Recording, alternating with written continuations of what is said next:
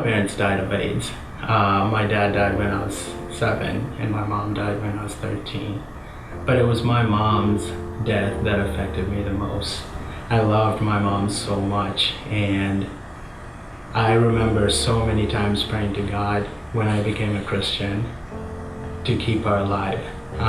When my dad died, we lost absolutely everything. We ended up moving into a slum. I have 4 siblings who were 13, 11, 9, and 6.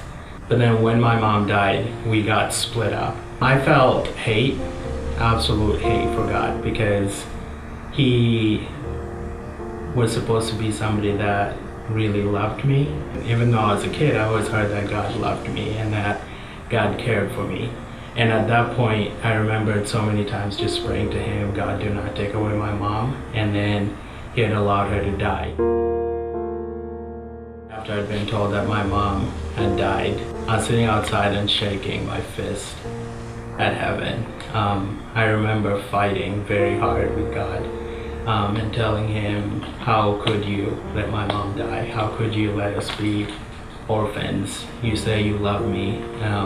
I do not think you do. And so one lady came and sat next to me, and she asked me to stop crying. And I look back at her and I'm like, how could I stop crying? We have lost everything. I've never seen anybody be so sure about what she told me next. She told me, your mom is with the Lord. And I looked back at her and told her, how do you know? Because my mom was not the best Christian. But in our hospital bed, this lady was telling me she knew the Lord, and I was like, how? How did she know? And how sure are you that she's in heaven? And she told me that my mom kept telling them that she's going home. And this lady looks at her and she's like, well, yeah, you're going home. We know that. We've been praying, and God is going to heal you, and you're going home. And my mom said back that you do not understand what I'm talking about, do you? I'm going home. She fell asleep and did not wake up. And as soon as they said she fell asleep and did not wake up, it was like God just whispered to me, and he reminded me of the time that I was 7 years old when I first gave my life to Christ. I was born Muslim. When I first gave my life to Christ, and we would go to Sunday school, we learned about Abraham, and Abraham had died in his sleep.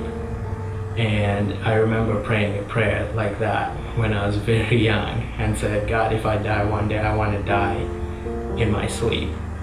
And because of that prayer, I believe that God opened my mom's eyes to know that her time had come and that she needed to get right with him. And so what that meant was she repented in front of everybody, and nobody knew what was going on.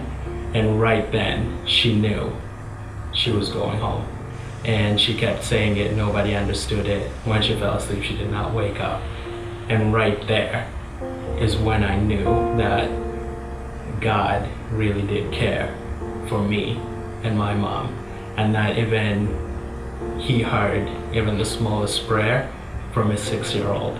I've now come to a point where I can comprehend how much love and how much he cared for us, and how much he absolutely is crazy about us. And I was fighting with him, and he was looking back saying, it's okay, I can take it. I can take it. You just bring it on.